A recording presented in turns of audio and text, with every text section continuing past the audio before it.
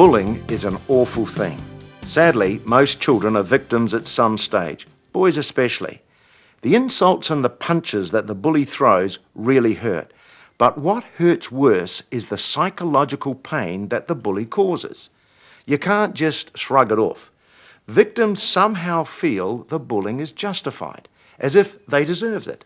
In a child's logic, the fact that the bully was able to do those things proves that the bully is better than they are. You see, in movies, the good guys prove they're the good guys by winning fights. The good guys always beat up the bad guys. I just got beaten up, so what does that make me? The real pain is coming from their self-talk, not from their bruises. So tell them the truth about bullies. Convince your child that bullying is all about the bully. It's not about them. Why do people bully others? Usually to make themselves look good in the eyes of others, to win their respect. Why do they need to do that? Because they feel that there is nothing else about them that will gain the respect and attention of people who matter to them. They believe no one will like them if they don't throw their weight around. But often no one likes them because they do. They usually deserve your pity. That's if you've got a very generous nature. Bullies aren't even all that tough because they usually only pick on those who are smaller than them. Or they wait until they have a gang backing them up. Get your child to see the bully for what he is, often a pathetic, lonely child, or someone with a popularity that is based on very little.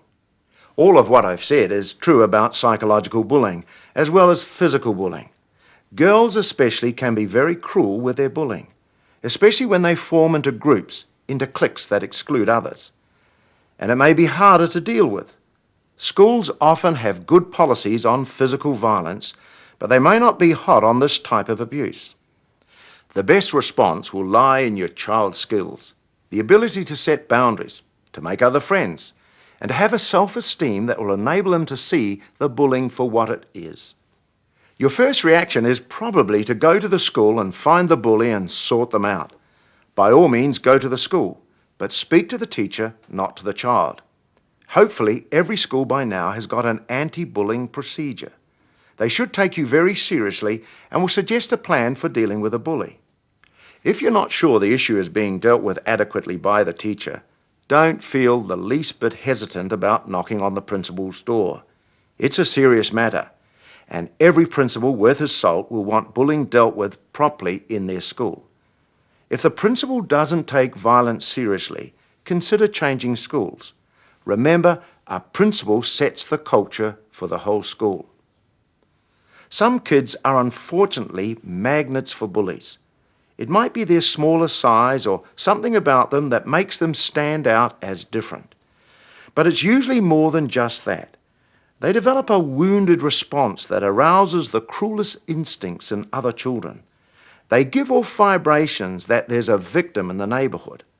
I suggest that if being bullied is a problem that persists over time, and especially if it persists even when you change schools, that you ask the school to refer you to a specialist counsellor.